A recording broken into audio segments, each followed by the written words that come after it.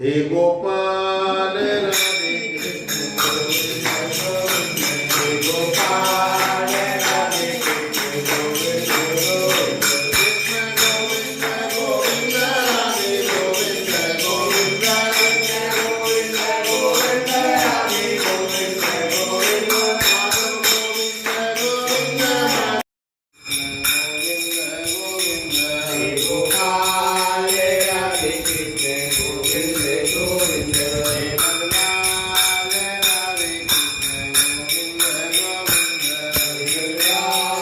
राधे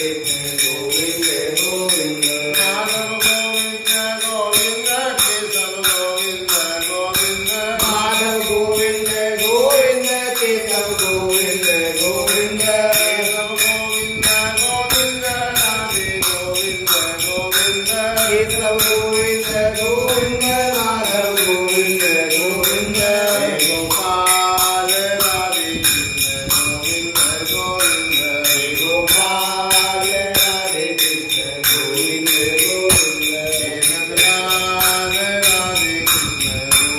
गोविंद हे नंदलाल राधे कृष्ण गोविंद गोविंद हे गोपाल राधे कृष्ण गोविंद गोविंद हे गोपाल राधे कृष्ण गोविंद गोविंद हरि ओम। संध्या काल में निम्बरकाचार्य जी कह रहे हैं निम्बार्काचार्य जी हैं? हाँ, निम्बार्काचार्य जी कह रहे हैं कि संध्या काल में 4 कर्म नहीं करने, मनुष्य 4 कर्म जो है नहीं करने चाहिए। शाम को न तो भोजन करना चाहिए, दूसरा जो दोनों समय का मिलन होता है, दोपहर संध्या का, ठीक है। दूसरी बात, गृहस्थ को यानी शाम को मैथुन नहीं करना चाहिए। तीसरी बात, सैया पे पलंग पे कहीं भी सोना नहीं चाहिए शाम को, और शाम को स्वाध्याय भी नहीं करना चाहिए। स्वाध्याय कहते शास्त्रों को पढ़ो। संध्या समय भोजन करने से रोग की उत्पत्ति होती है। संध्या को दोनों समय मिले होते हैं, उस समय भोजन करने से शरीर में रोग पैदा होता है, ठीक है। और कोई आदमी मैथुन करता है शाम को तो उसकी संतान जो है दुष्ट पैदा होती है, आज्ञाकारी नहीं होती। और शाम को सोने से मनुष्य के धन का नाश होता है। जो धन उसमें जो इकट्ठा कर रखा है, शाम को सोने से धन चला जाता है। और स्वाध्याय करने से शाम को मृत्यु मनुष्य की हो जाती है। इसलिए निम्बरकाचार्य जी कहते हैं कि 4 चीजें मनुष्य को शाम के समय नहीं करनी चाहिए। जय गोविंद जय गोपाल। तो गुरुदेव, जैसे शास्त्र पढ़ने की बात कही थी आपने, उसमें पढ़ा हाँ जैसे बोलो उसमें कोई भी चीज आ सकती है। मान लो जैसे पढ़ने वाला ही बच्चा है, माने चलो, तो उसको भी नहीं स्वाध्याय यहाँ पढ़ने के हाँ, मतलब वही ये आएगा। है। लेकिन पढ़ने में सारी चीज आ जाती हैं। गजाननं भूतिगणादिसेवितं कपित्थजम्बूफलचारुभञ्जनम् उमासुतं शोकविनाशकारिकं नमामि विघ्नेश्वरपादपङ्कजम्। श्री गुरुचरण सरोज रज निज मन मुकर सुधार परम रघुवर विमल जस जो दायक फलचार। बुद्धिहीन तनु जानिके सुमिरौ पवन कुमार बल दे जादेव मोहि हरौ कलीस जय हनुमान ज्ञान गुण सागर जय कपीस तिहु लोक उजागर रामदूत अतुलित बल धामा अंजनी पुत्र पवन सुत नामा महावीर विक्रम बजरंगी कुमत निवार सुमति कार्तिके संगी कंचन वरन विराज सुवेशा कानन कुंडल कुंचित केसा हाथ वज्र और ध्वजा विराजे कांधे मूंज जनेऊ साजे शंकर सुमन केसरी नंदन तेज प्रताप महाजगवंदन विद्यावान गुणी अति चातुर राम काज करे को आतुर प्रभु चरित्र सुनिवे को रसिया राम लखन सीता रूप धरि सियहि दिखावा विकट रूप धरि लंक जरावा भीम रूप धरि असुर संहारे रामचंद्र जी के काज सवारे लाए सजीवन लखन जियाए श्री रघुवीर हरष उर लाए रघुपति की बहुत बड़ाई तुम मम प्रिय भरहि तम भाई शेष बदन तुमरो यश गावे अस श्रीपत कंठ लगावे सनकादिक ब्रह्मादि मुनीसा नारद सारद सहित ईसा यम कुबेर जनक सुता जग जननी जानकी अतिशय प्रिय करुणा निधान की जाके युग पद कमल बनावो जासु कृपा निरमल मति पाओ। हरि ओम तत्सत श्री।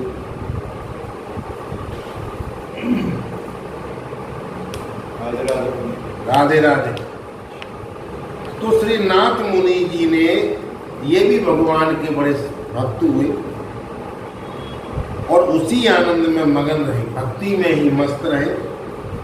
उसके बाद मधुकर कवि ने आकर उनसे पूछा, जिज्ञासा प्रकट की। मधुकर मन कवि ने आकर के पूछा, और जिज्ञासा हर एक को होती है।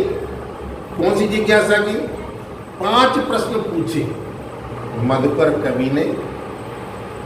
मैं कौन हूं? दूसरा, ईश्वर कौन है?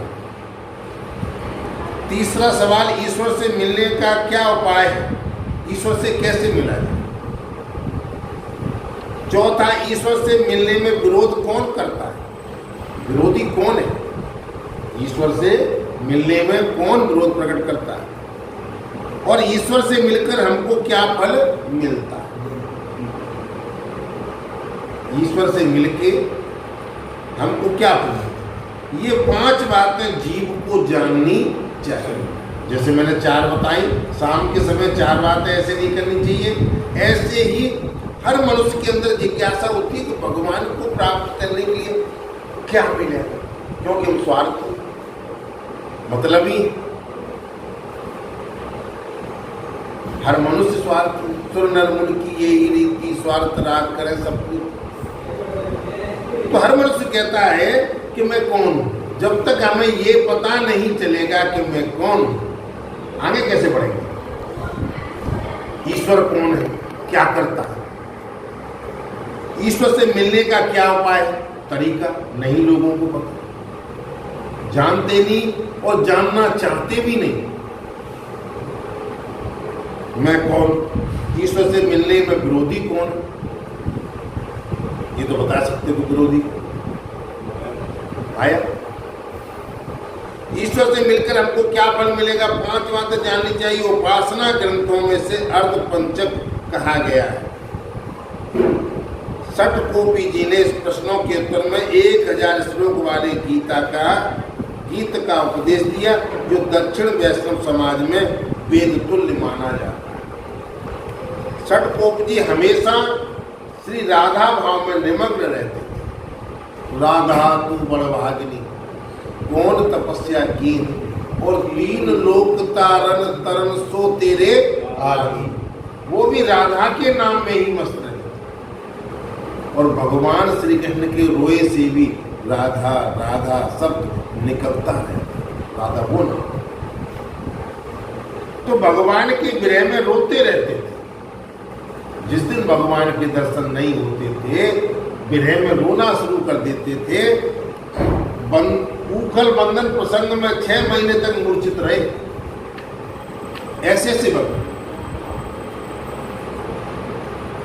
षटकोप जी 6 महीने तक जब प्रसंग चला था कि मेरे इष्ट को, जिससे मैं प्यार करता हूं, और यशोदा मैया ने उखल से बांध दिया, रस्सी से बांध दिया, तो ये संत जी 6 महीने तक मूर्छा में रहे। इतना प्यार करते, उठे ही नहीं। इसको कहते हैं प्यार, लगन, ईश्वर। समझ में आ रही? इस संसार में 35 वर्ष की अवस्था तक रहकर बाद में भगवान को प्राप्त कर लिया। 35 साल की अवस्था तक रहे और उसके बाद भगवान को प्राप्त कर लिया। 35 साल तक गोविंद की कथाओं में ही रहे। समझ में आ रही? तो बाल अवस्था में आपकी मंदबुद्धि थी। अध्यापक लोग पढ़ाकर हार गए थे, लेकिन इन्हें कुछ भी याद नहीं होता था। कितना जी कठिन करे वो जिंदगी में, जो तो बेकार है जी वो। लेकिन जिसने परमात्मा को प्राप्त कर लिया, उससे बड़ी चीज क्या है? मनुष्य आया क्यों है? आने का उद्देश्य क्या? अंत में अध्यापकों ने विद्यालय से निकाल दिया कि जाए बालक अपने घर रखो, है ही पढ़ाई, या तो जी हमें पढ़ाई देगो, तो जा पढ़ाना सीखो। ऐसे बालक कौन थे? प्रहलाद जी, संत और अमर्क जो है उनके गुरु दोनों ही हार गए कि जा बालक के ज्ञान कहते थे, हम राजनीति दंड नीति दे रहे, और लेकिन जितो श्रीमन नारायण नारायण नारायण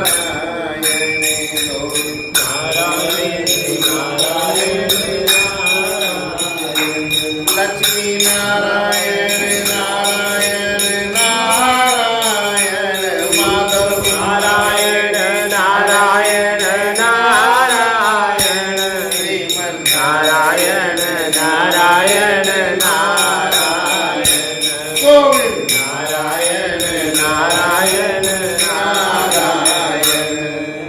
प्रहलाद जी नारायण नारायण करने लगे। उनके गुरु, दोनों गुरु जो है हार गए।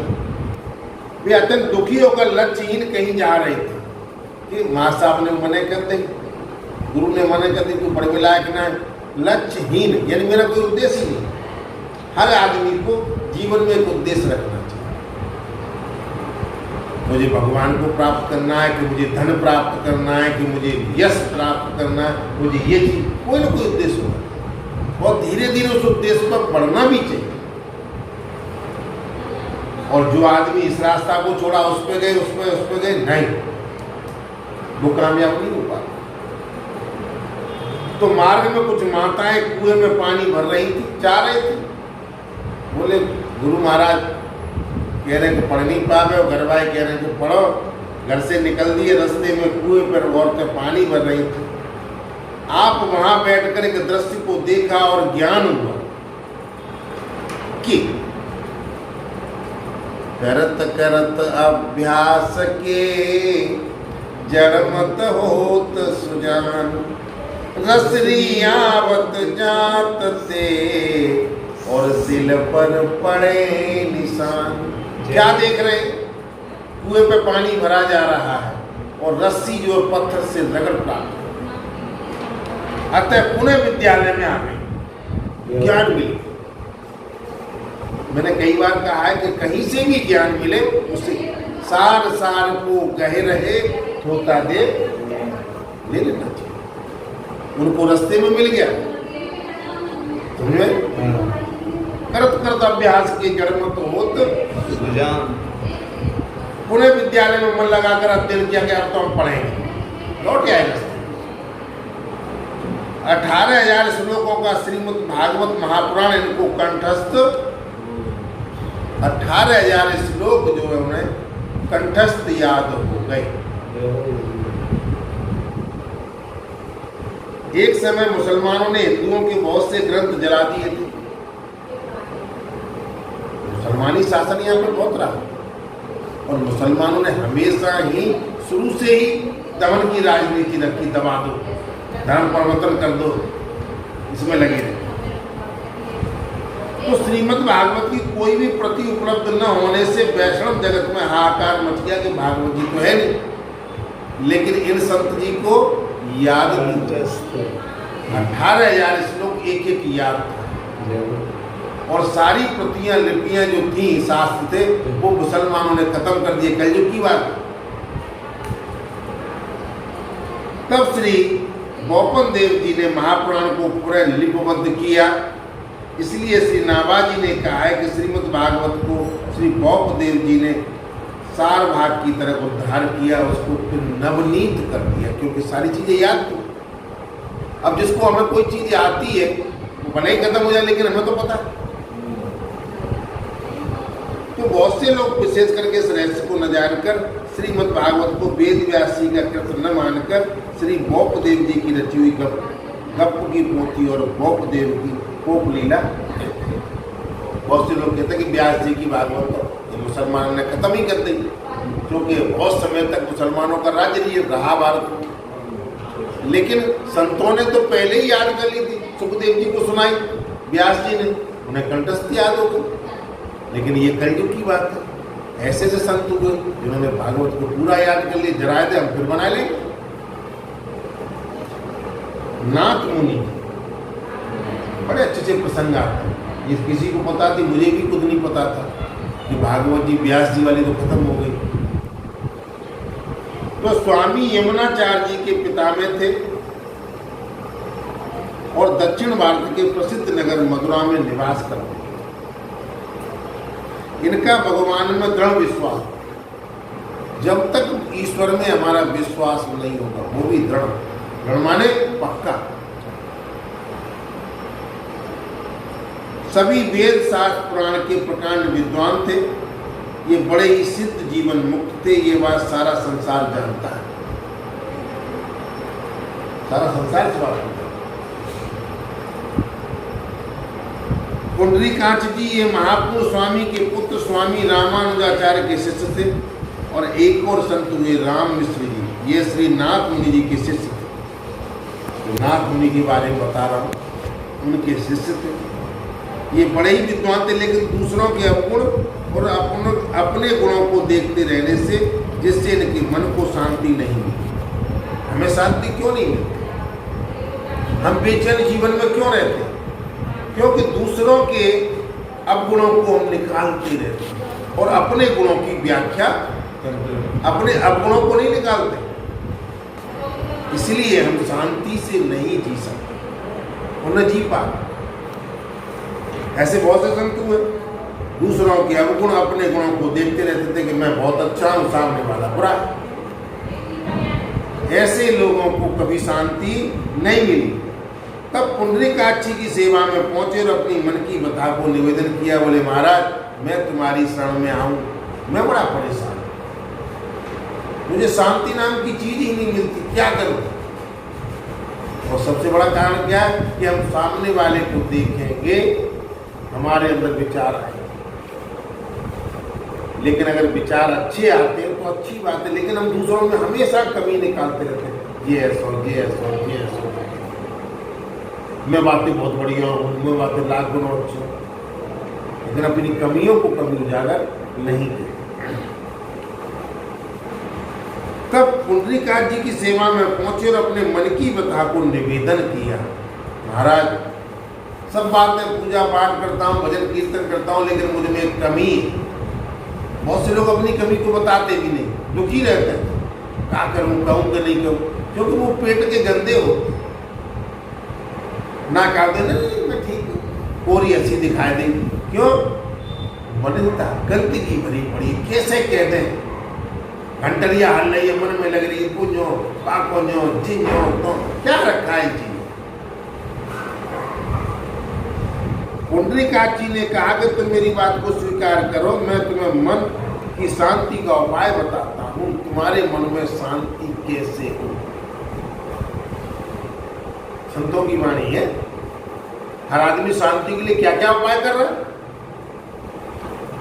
तो पुंडरीकाक्षी ने कहा कि मैं बताता हूं। इन्होंने उनकी बात स्वीकार कर ली। पुंडरीकाक्षी ने कहा कि तुम 6 महीने के बाद आओ। आप जब 6 महीने बाद पहुंचे, उन्होंने कहा कि तुम अपने दोष तथा गुणों को देखो, तभी तुम्हारे मन में शांति। हम क्या करते हैं, अपने गुणों की व्याख्या कर देते हैं और हम हर आदमी के सामने कहते अरे साहब हम आ गए, हमने बड़ा दान पुण्य करो, हम लेकिन हमने अवगुण कितने हैं, किनकी बेईमानी की, किनका धन चुराया, किसके प्रति गलत शब्द बोले, किसका बुरा चीता, इसकी व्याख्या हम कभी नहीं करते। जो कि सामने भाई बुरी लग जाएगी, गलती बोलेगा, संबंध टूट जाएंगे। भाई डर तो ये रहता है ना आदमी। तो उन्होंने कहा पुंडरीकाक्ष जी ने कि तुम अपने गुण और दोष और दूसरों के गुणों को देखो, तभी तुम्हारे मन में शांति होगी।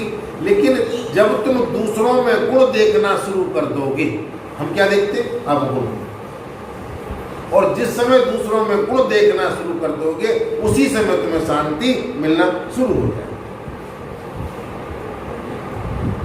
जब ऐसा उनके गुरु ने कहा, गुरु का माध्यम ही यही होता है कि जीव को रास्ता बताना।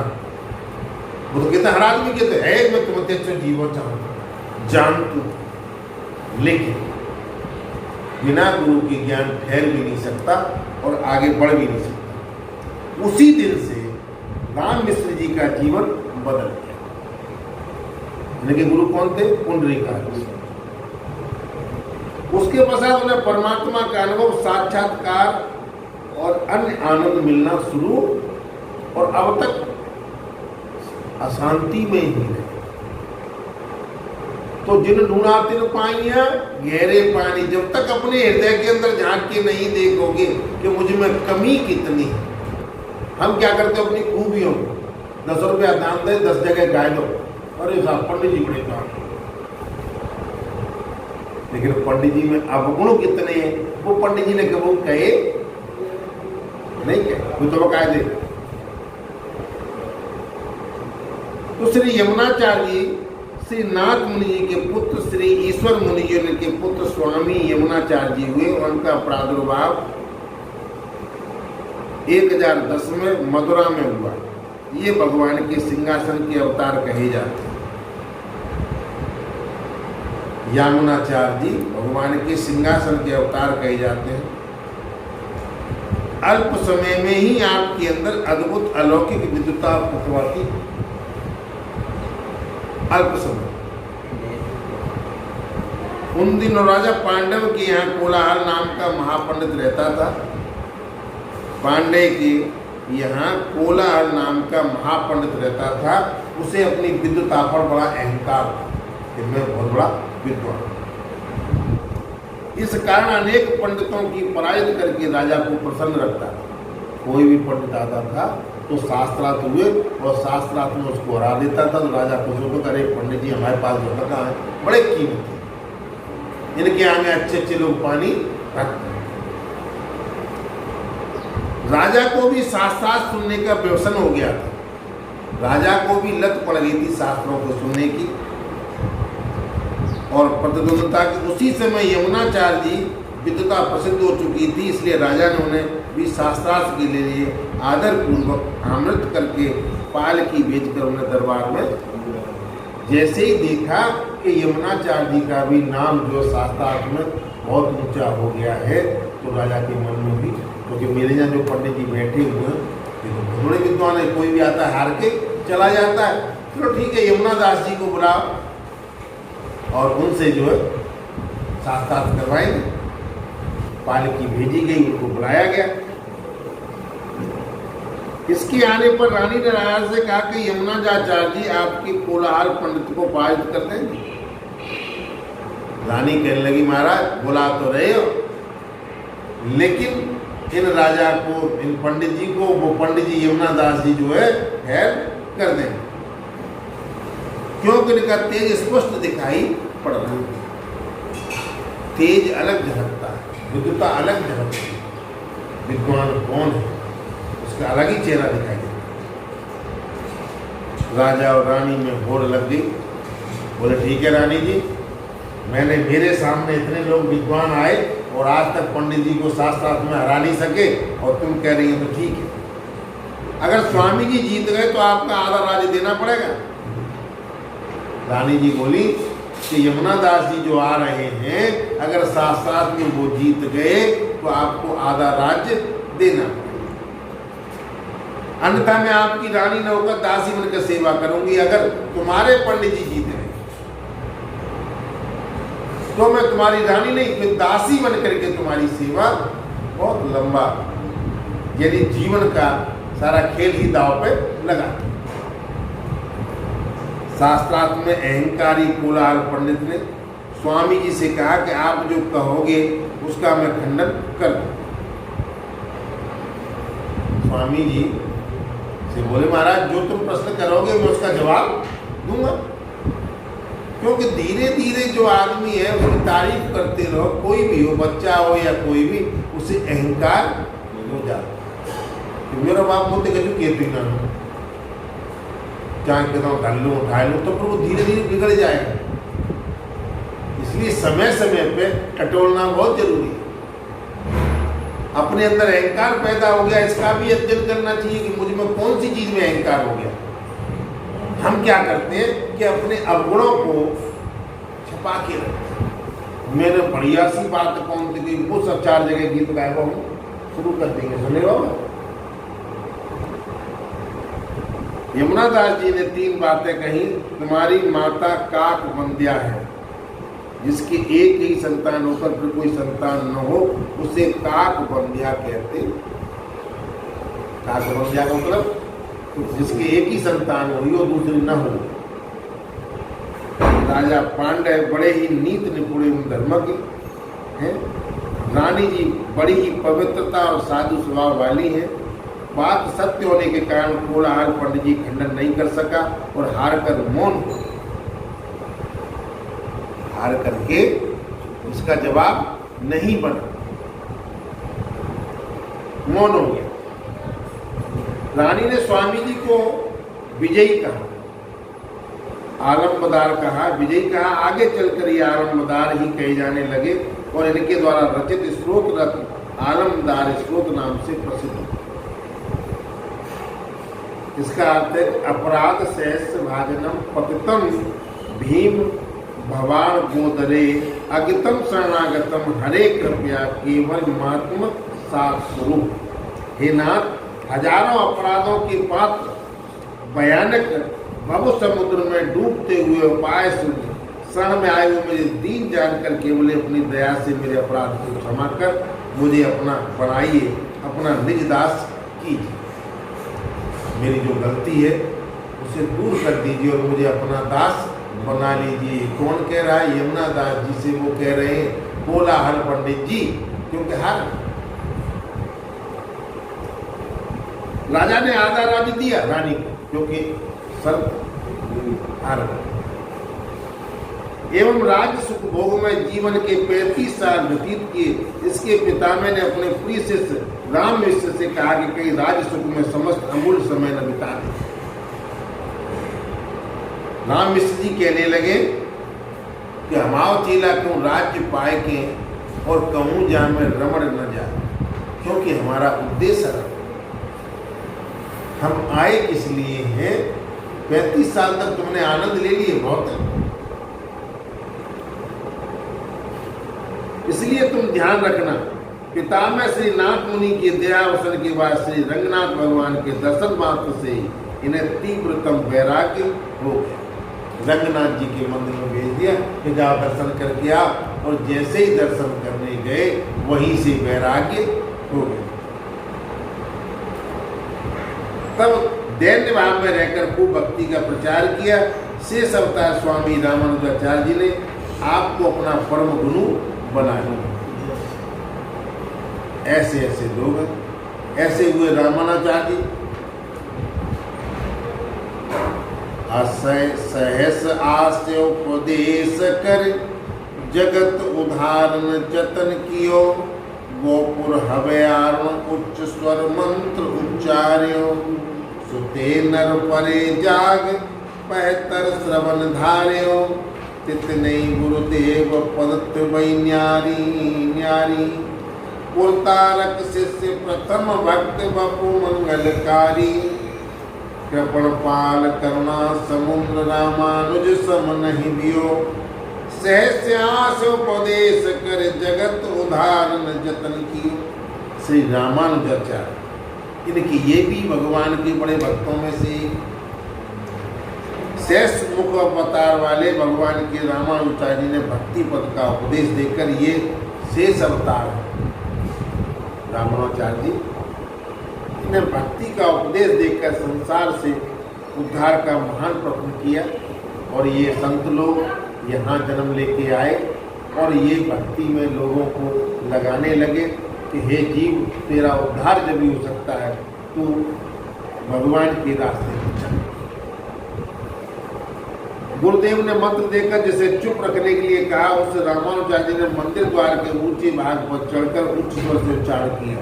जैसे ही गुरु ने मंत्र दिया कि भाई जब मंत्र संभाल के रखिए, लेकिन रामानुजाचार्य जी ने क्या कहा कि मंदिर की तुलसी पे जाके, छतरी पे जाके और जोर जोर से गुरु के मंत्र को गाने लगे।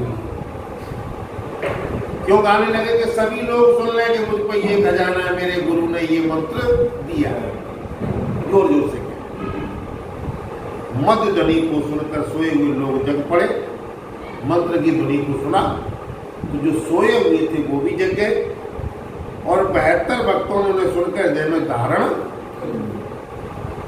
चीज फ्री में मिल रही है ताइए ले ली। तो 72 पुरुषों ने उस मंत्र को ग्रहण किया और हृदय में धारण कर। इसलिए अलग अलग 72 पद्धतियां हुई इनके शिष्यों में। पुरताकर जी प्रधान थे, जो जीवों का मंगल करने वाले और भक्ति की मूर्तिमान स्वरूप थे। दीन शरणागतों का पालन करने वाले करुणा के समुद्र श्री रामानुजाचार्य जी के समान कोई दूसरा नहीं है। कलयुग के दुखी प्राणियों की दशा देखकर भगवान श्री नारायण उनके कल्याण के लिए चिंतित हो गए। कलयुग में हर मनुष्य परेशान, किसी न किसी, सब कुछ होते हुए भी परेशान, और जिस पर नहीं है वो तो परेशान है ही, जिस पर सब कुछ है वो भी परेशान। तो उनका कल्याण कैसे? संतों का काम तो यही है, भटके हुए जीवों को रास्ते बनाना। तो प्रभु की चिंता जानकर श्री शेष जी जीवों के कल्याण के लिए रामानुजाचार्य के रूप में प्रकट हुए। रामानुजाचार्य जी इसलिए इन्हें जन्म लिया कि भटके हुए जीवों को रास्ता दें। लक्ष्मण अवतार में श्री विभीषण शरणागति को देखकर जीवाचार्य जी ने उस शरणागति को चरितार्थ किया, जिनके दो भाव हैं, सामान्य निंद्रा से जग पड़े या मोह निंद्रा से जागे। और मोह निंद्रा से जागने का लक्षण, जानी है तवै जीव जग जागा, और जब सब विषय विलास लागा, होय विवेक मोह ब्रह्म भागा, तब रघुनाथ चरण अनुरागा। कब? होय विवेक मोह ब्रह्म भागा, जब ज्ञान हो जाता है तो मोह रूपी जो भ्रम है, जो अंधेरे में पड़ा हुआ जीव, तब भगवान की शरणों की शरण लेता। अगर हम पहले से ही भगवान की शरण ले लें तो ये झंझट नहीं होगा। ऐसे थे श्री रामानुजाचार्य जी। नाभाजी ने उन्हें उतार सुनान दी। अपन कल्पतरु कहा, यहाँ कृपण काल कहते हैं कि कृपण काल का अर्थ है कंजूस, कृपण पाल का, कृपण पाल कंजूस, दीन, शूद्र आदि का पालन करने वाला श्री गीता जी के कृपणा फल तीसरी व्याख्या करते हुए श्री रामानुजाचार्य जी कहते हैं, कर्मों का महात्म सुनकर भक्ति ज्ञान को पीठ देकर निरंतर कठिन कर्म जाल में उलझे हुए लोग कंजूस हैं। तो बहुत से लोग जो कर्मों में ही लगे हुए हैं, कर्मों का महात्म सुन करके और भक्ति ज्ञान को पीठ देकर, संत लोग कहते हैं कर्म कौन से करने चाहिए, सुन तो ले, लेकिन सुन के वो पीठ फेर के चल रहे, भक्ति मार्ग को छोड़ दिया और निरंतर कठिन कर्म जाल में उलझे हुए हैं, कठिन से कठिन कार्य कर रहे हैं, उनको कंजूस कहते हैं। ऐसे लोगों को भक्ति का सुलभ मार्ग दिखाकर आपने उनकी रक्षा की, कृपण पाल कर। करुणा के निधान तो ऐसे थे कि गुरु की आज्ञा, शास्त्र विधि की परवाह न करके स्वयं तज्जन दोष को अपने ऊपर लेते हुए संसार के प्राणियों का कल्याण करने के लिए उच्च स्वर से मंत्र का उच्चारण। मुंह पे पाप भले ही लग जाए, लेकिन जीवों का कल्याण। ऐसे ही गोपियों ने कहा, ले जाओ हमारे चरणों की धूल, मेरे गोविंद ठीक हो जाए, हमें भले ही नरक में जाना पड़े, कोई नरक नहीं, प्रेम ही होता। आशीष बदन नाम सहस हजार मुख, प्रियदास जी लिख रहे हैं, शेष अवतार जानो वही सुध आई है, गुरु उपदेश मंत्र कहोनी के राखो अंत्र, जय पत श्याम अर्जुन मूर्त दिखाई है, और करुणा निधान कहीं सब भगवान पावे, चढ़े दरवाजे सो पुकारो धुन छाइए, और सुन सीख लियो यो 72 ही सिद्ध भय, नए भक्त चोज यह रीत लेने गाई। सहज आस्तिकार्थक हजार मुख वाले शेष भगवान श्री रामानुजाचार्य जी शेष के अवतार, इस बात को याद आभास होते ही आप लोगों को कल्याण में उपदेश देने के लिए आतुर होंगे। मैं आया क्यों?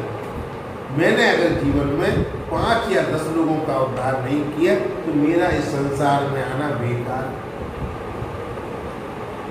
रामानुजाचार्य जी बोले कि मेरा यहाँ मैं आया हूँ तो मुझे संसार में ऐसे लोग भटके हुए हैं, उनका मुझे उद्धार करने, उन्हें रास्ते पर लाना चाहिए। भाई संत तो दूसरों के भले के लिए ही होते हैं। गुरुदेव श्री गोष्ठी पूर्णाचार्य जी ने मंत्र का उपदेश देकर अंतःकरण में गुप्त रखने का आदेश दिया, लेकिन मैंने बताया मंदिर पर जाकर के जोर जोर से मंत्र का उच्चारण करने लगे और 72 लोगों ने उस मंत्र को ग्रहण कर लिया। तो जिस प्रकार मंत्र जप करके मैंने दर्शन पाया, उसी प्रकार सभी लोग भगवान का दर्शन प्राप्त करें। ये होता कि अगर मुझे कोई चीज मिली है तो सामने वाले को भी वो चीज मिलनी चाहिए। ये नहीं कि मैं अपने पास रख लूं और मैं बना रहा हूं और वो तड़पता है। नहीं, मैंने इस मंत्र के द्वारा भगवान को प्राप्त किया, तो मैं तो ये चाहता हूं कि इस मंत्र के द्वारा और लोगों को भी भगवान के दर्शन हो, ये उनका भी कल्याण। तो उसी प्रकार सभी लोग भगवान के दर्शन प्राप्त करें, ऐसा विचार कर उसी समय रात में आप गोपुर द्वार पर चढ़ गए और वहीं से उच्च स्वर से मंत्र का उच्चारण किया और मंत्र की ध्वनि चारों तरफ फैल। ये सभी सिद्ध भक्त महापुरुष आचार्य के प्रमुख शिष्य। अब जब लाभ मिलेगा, फायदा मिलेगा, तो वो कहेंगे कि अरे ऐसे लोगों के पास जाना चाहिए, बैठना चाहिए। अब जीवन में तुम बदलाव ही नहीं कर रहे हो, ऐठ में तुम जा रहे हो, ऐठ में वो पार्टी जा रही है, पेट बने रहो। तो ये समाचार पाकर गुरुदेव ने फटकार कर कहा कि तुमने मेरी आज्ञा का उल्लंघन किया, तुम्हें नरक हो मैं जाना। मैंने कहा था कि इस मंत्र का उच्चारण गुप्त रखना, लेकिन तुमने तो बाबा मंदिर पर चढ़ के और सारे दुनिया को सुना दिया और इस मंत्र को 72 लोगों ने ग्रहण कर लिया। जो नहीं भी लेने वाले थे उन्होंने भी ले लिया। बोले अब तुम्हें नरक में जाना पड़ेगा। आप रामानुजाचार्य जी ने हाथ जोड़कर तो दिया, भगवान अनेकों भगवान के दर्शन का सुख मिले तो मुझे एक नरक यातना स्वीकार है। अगर 72 लोगों को भगवान के दर्शन मिल जाए तो मुझे नरक में जाना। भाई एक आदमी नरक में चले जाए लेकिन 72 आदमी तो सुखी हो गए। लेकिन आज के लोग क्या सोचते हैं, मेरा भला हो जाए, 72 कल मरे सुभाल मर। ये है। ऐसी उदार भावना देखकर गुरुदेव परम प्रसन्न हुए, उन्होंने आशीर्वाद दिया। इस नवीन विचित्र रीति का मैंने गीत गाया, सबका कल्याण होना चाहिए। आओ तो सही, गोविंद की शरण में आओ तो सही, गोविंद सबका कल्याण करते हैं। अब आओगे नहीं तो पाओगे कैसे? जिन्हें शेष अवतार में संदेह था, उन्हें आपने 1000 से 1000 प्रश्नों का एक साथ उत्तर देकर संदेह दूर। बहुत से कहते करे ना रामानुजाचार्य जी शेष अवतार नहीं, लेकिन रामानुजाचार्य जी ने 1000 प्रश्नों का उत्तर 1000 मुख से ही दिया। लोगों की शंका थी। जीवनाचार्य के स्वरूप का ध्यान आते ही आप जीवों को उपदेश देने के लिए व्यग्र हो, मुझे उपदेश देना चाहिए, बेचैनी है जाती। श्री रंगनाथ भगवान की प्रेरणा से श्री गोष्ठी पूर्ण स्वामी जी ने श्री नारायण मंत्र को गुप्त रखने का आदेश दिया, लेकिन श्री नरसिंह चतुर्दशी के दिन आपने मंत्र का उच्च स्वर से उच्चारण किया कि गुरु तो वो जान के दे रहे मंत्र, और गुरु तो मेरे समर्थ है। हर एक आदमी तो आजकल गुरु की शरण में नहीं जाता, बोले कि ठीक है, मंदिर पर चढ़ करके मंत्र का उच्चारण किया और आनंद लिया, सबने लिया। लेकिन अब यहाँ प्रश्न होता है कि मंत्र दिया था गुप्त रखने को, लेकिन उस मंत्र का इन्होंने क्यों व्याख्या जोर जोर से कह करके मंत्र को फैला दिया? उनकी आज्ञा का उल्लंघन क्यों किया? इसका समाधान स्वयं गुरुदेव ने रामाचार्य जी को पढ़ाकर पूछा। कहा कि गुरु जी की अवज्ञा सभी करने से तुम्हें नरक में निवास करना पड़ेगा। तो रामानुज जी ने कहा, गुरुदेव अगर सभी जीवों को भगवान के दर्शन हो जाए, भगवान का धाम प्राप्त हो, तो मुझे नरक स्वीकार है, मैं नरक में जाने के लिए तैयार हूँ। शिष्य के अंतःकरण की दया करुणा को जानकर गुरुदेव प्रसन्न हो गए और बोले कि जहाँ प्राणियों के प्रति इतनी दया है, उसे कभी नरक नहीं मिल सकता। जो दयावान है वो नरक में कभी नहीं जा सकता। निश्चय ही आप मेरे शिष्य नहीं, मेरे नाथ हैं। मुझे बढ़ाई देने के लिए शिष्यत्व स्वीकार किया। मैं जानता हूँ शेष अवतार हो, लेकिन तुम कितने भी बड़े हो, लेकिन यहाँ मैं तुम्हारा गुरु हूँ। आप तो मेरे नित्य गए नीलांचल जगन्नाथ जी के देखो देखो अनाचार सब पंडा दूर किए हैं। संगले 1000 शिष्य रंग भर सेवा करे, धरे ही भाव गुण दर्शाए दिए हैं। और बोले प्रभु गैया में करे अंगीकार में, तो प्यार ही को लेत प्रभु हो न लिए हैं। सौगण कीनी फिर कहीं नहीं कान दीनी, लीनी वेदवाणी विद कैसे जात छिपे। एक बार रामानुजाचार्य जी श्री जगन्नाथ जी का दर्शन करने के लिए उड़ीसा गए। उसको बोलते नीलगिरी, नीलगिरी को ही उड़ीसा बोलते। वहां आपने पंडों को आचार विचार से ही देखा। जगन्नाथपुरी में देखा कि पंडों का कोई आचार विचार ही नहीं, कोई नियम ही नहीं। तब सभी पंडों को जगन्नाथ जी की सेवा से हटा दिया और अपने 1000 शिष्यों के साथ प्रेम पूर्वक उमंग के साथ वेद विधि से पूजा पाठ करने लगे जगन्नाथ जी। उन सब पंडों को हटा दिया। बोले क्या तुम कलयुग करते जा रहे हैं, भगवान की पूजा कर रहे, कोई विधि विधान नहीं। परंतु भगवान को तो पूर्ण भाव को हृदय में छिपा कर रखते हैं। दिखावा कुछ भी हो, लेकिन तुम्हारे हृदय में मेरे गोविंद का भाव होना चाहिए, गोविंद का नाम होना चाहिए, गोविंद का जाप। अब पुराने पुजारियों को सेवा से वंचित दीन दुखी देखकर जगन्नाथ जी ने उस गुण भाव को प्रकट करके दिखा दिया। बोले कैसे हुआ? तो हृदय में सेवा तो करता ही। पुराने पुजारी कैसे होते, लेकिन कोई सेवा करते यहाँ का या मंत्र विधि विधान। रामानुजाचार्य जी से बोले कि मैंने उन पुजारियों को अंगीकार कर लिया है, मैंने उन्हें अपना सब कुछ मान लिया है, वो मेरी सेवा करते हैं। रामानुजाचार्य जी तुमने ऐसा क्या किया? अंगीकार करके त्याग करना उचित नहीं। अब मैं उनका त्याग नहीं कर सकता, कैसे भी हैं वो मेरे। भगवान भी कहते हैं पापी से पापी हो, कितना भी दुष्ट हो, अगर मेरी शरणागति में आ जाता है तो मैं उसके सारे गुनाहों को माफ कर दूं। तो अंगीकार करके त्याग करना उचित। अब मैं उनका त्याग नहीं कर सकता, मैं तो केवल प्रेम भाव को ही ग्रहण कछु कर रहे हो, लेकिन मुझे प्रेम तो रख दो, चाहे मतलब ते रख, चाहे कैसे तो रखेगा। और तुलसीदास जी ने कहा कि स्वार्थ लाभ करे सब प्रीति सुर नर मुनि, सब स्वार्थ। प्रेमी भक्त के तुच्छ नगण्य गुणों को नहीं देखता, मैं तो केवल प्रेम भाव को ही ग्रहण करता हूँ। अब इनमें नेकाद कमी है, मैंने निगलेक्ट करता हूँ। अब पूर्ण तो ब्रह्म ही, कमी तो इंसान को सब में, तो कैसी कमी का हो, कमी कैसी? तो जगन्नाथ जी कह रहे हैं कि मैं छोटे मोटे अवगुणों पर ध्यान नहीं देता, उन्हें ही सेवा सौंप दीजिए। रामानुजाचार्य जी से कहने लगे कि बिनेंगे लाओ मेरी सेवा में। रामानुजाचार्य जी नहीं माने, तब भगवान ने फिर कहा, पर उन्होंने नहीं सुना और कहने लगे मैं तो वेद वाक्यों से विधि समेत पूजा कर रहा हूँ। क्योंकि वो कौन से थे? शेष अवतार थे, यानी कि निवेदन ही कर सकते जगन्नाथ जी, क्योंकि बड़े भैया बने ना, क्या वो कृष्ण अवतार, शेष भगवान, वैकुंठनाथ।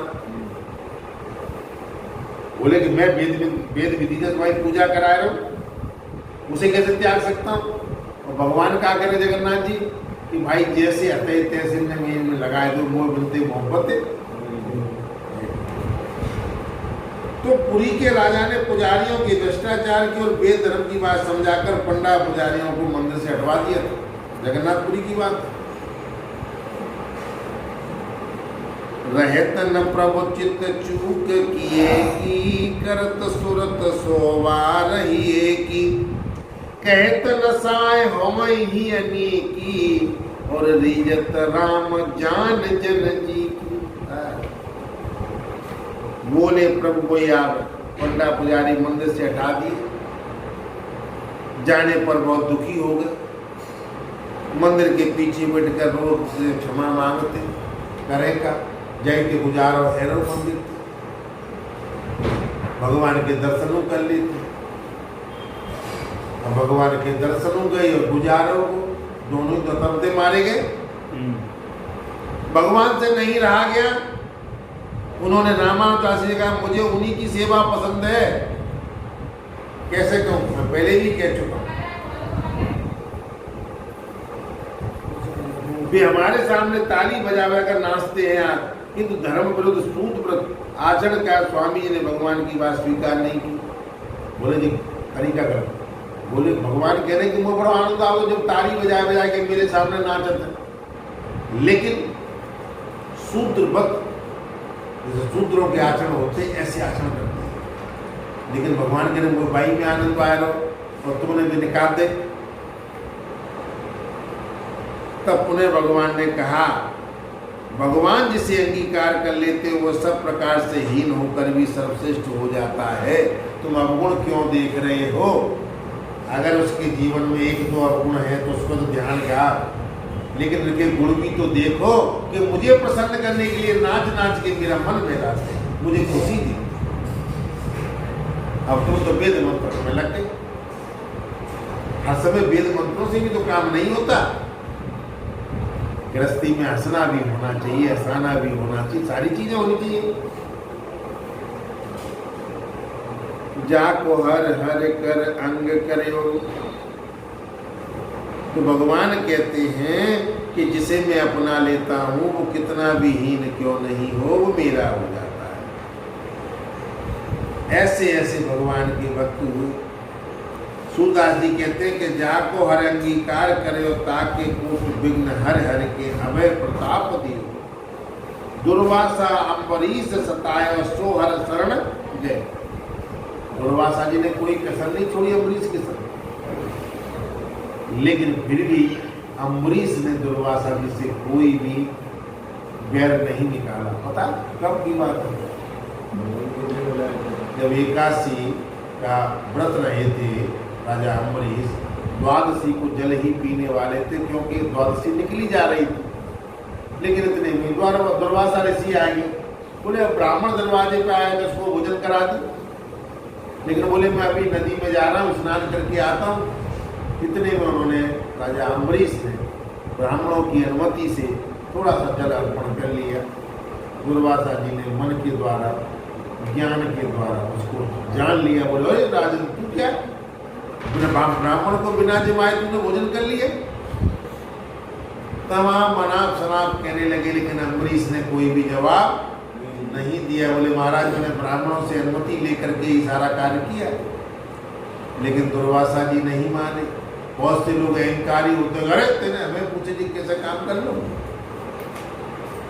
तो मारने के लिए, अम्बरीश को मारने के लिए कृत्या को पैदा किया। लेकिन भगवान तो भक्तों की रक्षा करते हैं, क्योंकि अम्बरीश के राज्य में भगवान का सुदर्शन चक्र जो रक्षा कर रहा है। अब जब भगवान का चक्र रक्षा कर रहा है तो वहां कृत्या क्या डबल कृत्या पैदा कर दो। भगवान के सुदर्शन चक्र ने कृत्या को वसूल कर दिया और दुर्वासा ऋषि के पीछे पड़ गए। मैं कथा तुम्हारी रिपीट करा रहा हूं। तीनों जगह गए, ब्रह्मा विष्णु महेश के पास गए, लेकिन वहां किसी को, दुर्वासा जी को कहीं शांति नहीं। भगवान विष्णु कहते हैं महाराज सब बात ठीक है, और मैं तो भक्तन के बस में हूं। तुम वहीं जाओ जहां से आए हो। कौन के पास? अम्बरीश के पास। अगर वो माफ कर दे तो सब ठीक है, बाकी गोविंद। लेकिन मुझे उम्मीद है कि वो बहुत बड़े संत हैं, राजा होते हुए भी संत हैं, वो तुम्हें माफ कर देंगे। घूमते घामते दुर्वासा जी अम्बरीश के पास आए और अम्बरीश बोले महाराज मैं इंतजार कर रहा हूं। पृथ्वी पे 1 वर्ष बीत गया और महाराज अम्बरीश ने वही जल जो पिया था उसी को पी करके 1 साल के वे लौट के आवेंगे, मैं उन्हें भोजन कराऊंगा, तब कहीं अन्न ग्रहण कर। ऐसे भक्तों के पीछे भगवान नौछावर अपने आप को कर दें, कौन सी बड़ी बात? भगवान जिसे स्वीकार कर लेते उसका कभी परित्याग नहीं करते। भगवान शिव ने कालकूट विष को अंगीकार किया तो अब तक उसे कंठ में धारण किया, उसे निकाला नहीं। भाई कोई भी चीज है, कर्ण ने कहा था कि जब मुझ पे बुरा समय था तो मुझे संग मेरा दुर्योधन ने दिया। हम दूसरे पहलू पर भी तो गौर करें, कितना भी इसमें अवगुण है लेकिन ये मेरा मित्र है, ये कहेगा इसके पीछे मैं अपनी जान भी दे दूंगा। कितने भी अवगुण है, अंगीकार कर लिया कर्ण योद्धा था। ऐसे ही भगवान शिव ने जहर को पिया लेकिन उसको अंगीकार कर लिया, उसे अपने हृदय में ठिकाना बना लिया, उसका त्याग नहीं करते। श्री कश्यप भगवान अब तक पृथ्वी को पीठ पर धारण किए हुए। कश्यप भगवान अब तक पृथ्वी को धारण किए हुए। समुद्र ने दूसरे बड़वागन को अब तक धारण कर रखा है। इससे सिद्ध होता है कि सुकृति जन जिसको स्वीकार करते हैं उसका और जो निर्वाह करते हैं। भगवान का भी यही स्वभाव है कि जिसको अंगीकार कर लेते उसे छोड़ते नहीं। कितने हुआ कौन बने रहे वहां, जो गुणों तो होंगे। जन अब गुण प्रभु मान न काऊ, दीन बंधु अति मृदल स्वभाव। जय अग बदऊ व्याध जिम बाली, फिर सुकंठ सोए कीन कुचाली। सोए कर तूत विभीषण केरी, सपने उसो न राम ही हेरी। ते भर तई भेटत सन माने, और राजसभा रघुवीर बखाने। प्रभु तरु कपिडाद पर ते किए आप समान, तुलसी कहुन राम सो साहबशील निदान। श्री रामानुजाचार्य जी वेद धर्म के माध्यम से भगवान को निरंतर कहते थे, लेकिन भगवान ने कहा मेरा नाम पतित पावन है। मेरा नाम क्या है? पतित पावन। कितना भी गिरा हुआ मनुष्य हो, पतित से पतित हो, अगर मेरी शरण में आ जाता है तो उसे मैं पवित्र कर दूं। पतित पावन। लेकिन स्वामी जी ने कहा कि मंदिर में आपको वेद मर्यादा के अनुसार ही रहना पड़ेगा। तो मर्यादा को उल्लंघन कैसे करोगे? रघुनाथ जी तो कह रहे हैं तो रामानुजाचार्य। तब भगवान चुप हो गए। दूसरा उपाय सोचा। प्रियदास जी वर्णन करते हुए कहते हैं कि जोरावर भक्त सो बसाए नहीं कहीं की रति हूं न लावे मन चोज दर्शायो है। और गरुण को आज्ञा दई सोए मान लई उन शिष्य समेत निज देश छोड़ आयो है। जाग के निठारे ठोर और ही बगन वैली सो प्रकट कर गुण भाव पायो है। और वे सब सेवा कर श्याम मन सदा हर सोचो प्रेम ही प्रभु जी को दिखायो। प्रतापी भक्त के सामने भगवान का भी भक्त नहीं चलता। भक्त के आगे भगवान की ना चल रही, दोनों भक्त भगवान में चल रही है। रामानुजाचार्य जी कह रहे कि जैसे हम कह रहे थे तो तुम्हें रहना पड़ेगा। भगवान कह रहे कि भाई भी को अच्छे लगते, नाचते कूदते मौज लेते मंदिर में। जगन्नाथ जी ने कई बार कहा, पर रामानुजाचार्य जी ने रत्ती वर्मीर की बात पर ध्यान नहीं दिया। भगवान को और भगवान कोई मंदिर भगवान की ना चल रही। तब शिष्यों के समेत रामानुजन को स्वदेश पहुंचा। रामानुजन जंते उठा के तो दूसरी जगह पहुंचा। गरुड़ जी ने जगन्नाथ जी की आज्ञा मान ली और सबको ले जाकर उनके अपने देश भूतपुरी में छोड़ा। सबरे सेवा करने। और रामानुजाचार्य जी ने भगवान ने गरुड़ जी को याद किया। बोले गरुड़ जी हाँ कि समर ने ले जाके कम भूतपुरी में जाके छोड़े, क्योंकि मान ही ना रहे, अब मन लगी रहे हो। प्रातः काल जाकर देखा तो जगन्नाथ धाम नहीं, धाम ही पूरा गायब। यह तो दूसरे ठौर श्री रघुनाथ धाम। रामानुजाचार्य जी ने अपना प्रेम हट और भगवान की भक्त वसलता का गुण भाव अनुभव करके सभी शिष्यों को प्रकट बता दिया। और उसने जानकर रामानुजाचार्य जी ने समय सभी आनंद में मगन हो गए। और वो ही सब पुजारी पुनः जगन्नाथ की सेवा में लगाए थे। बोले भाई मंदिर समेत सबरे बिहारी है, तुम दोबारा अपने भगवान की सेवा में आ जाओ। तो सच्चे प्रेम को हृदय में रख करके श्याम सुंदर के मन को रिझाने लगे। प्रभु ने अपना गुण प्रेम भाव मध्य प्रकट कर दिया कि मैं भक्त विहीन वेद विधि आचार से उस प्रकार प्रसन्न नहीं होता जिस प्रकार के सच्चे सहज प्रेम से मैं प्रसन्न होता। प्रेम सच्चा होना चाहिए, दिखावा नहीं होना चाहिए। अगर कथा कर रहे जिन्हीं के मंत्र ही हो, कहने का तरीका सुनने का तरीका मन लगा करके सुनना चाहिए, जिससे भगवान बड़े प्रसन्न हो। सब पुजारियों को आना पड़ा और बाई तरीका से नाच नाच के जगन्नाथ जी में पूजा होने लगी। बोले ठीक है सारे सूत्र हैं, तो कमी है का, लेकिन लगत तो वो अच्छी तो उनकी अच्छाई में भी गौर करना चाहिए। हर आदमी को चिपरो चिपरो चिपरो। अब तुम हर बार बुरा बुरा कह रहे हो तो अपने अंदर भी झांक के देखो कि हम कितने बुरे हैं। बुरा जो देखने में चला बुरा न मिलिया कोई, और जो दिल हो जो आपनो मुझसे बुरा कोई। कीर्तन बाबा श्रीमन नारायण नारायण नारायण श्रीमन नारायण नारायण नारायण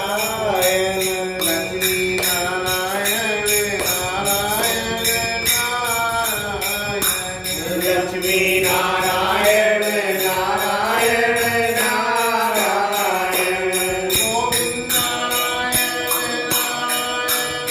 नारायण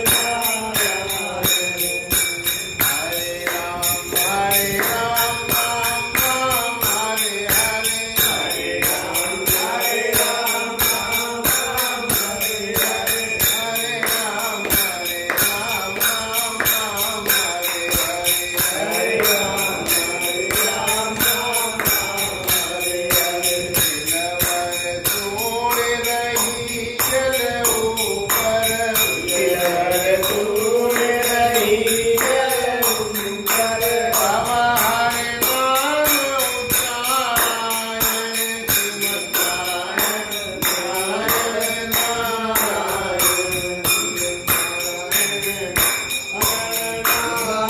नारायण गोविंद नारायण नारायण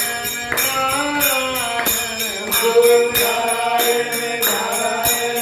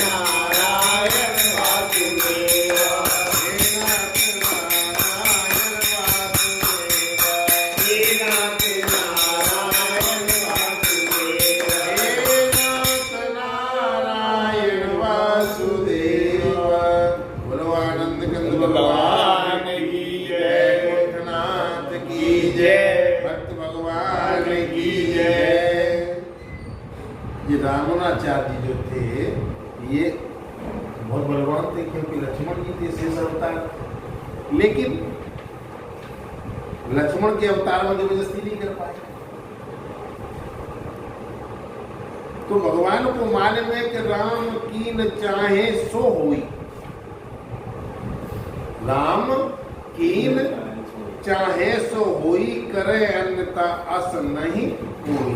कितने भी प्रयास कर लो, अगर ईश्वर की कृपा है वही काम हुआ। उन्होंने पूरी कोशिश लगा ली रामानुजाचार्य जी ने कि हम मंत्रों के विधि विधान से तुम्हारी पूजा करेंगे, ऐसे ऐसे स्नान करेंगे। बोले नहीं, वो तो भी अच्छी लगत है, जो खाता जाता और पूजा करते नाच नाच के मैं पूजा करते हैं, वो तो बिल्कुल ही अच्छी। क्यों? तुम कितना भी सोच लो लक्ष्मण जी, तुम कितने ही बड़े हो, लेकिन राम की कृपा बिना उनकी इच्छा हुई वही कार्य हो। विरत हेतु पुनीत परिहर पावन न प्रीत, गई मारन पूतना कुट काल कूट लगाई, मात्र की गति दई ताय कृपा। यादव राय ये कौन से दो आए कि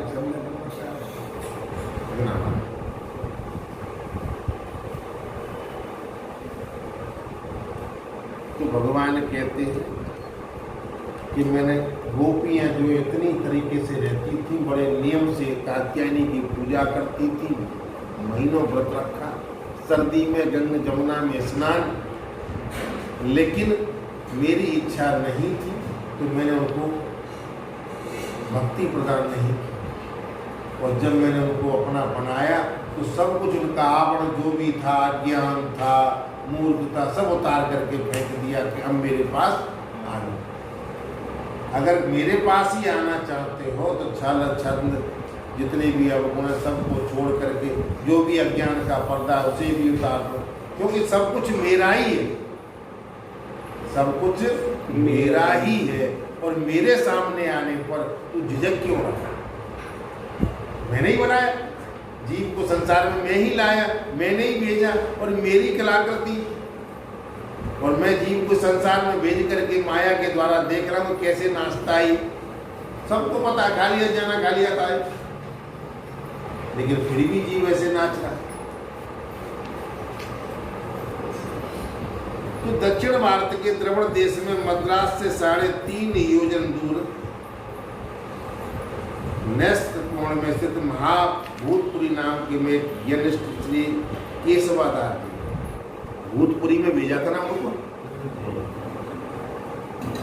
तो केशवाचार्य जी और परम भागवत जी देवी कांतमती जी के यहाँ विक्रम संवत 1074 चैत्र के महीने में शुक्ल पक्ष में तिथि को श्री शेष भगवान रामानुजाचार्य जी के रूप में प्रकट। इसलिए हे गोपाल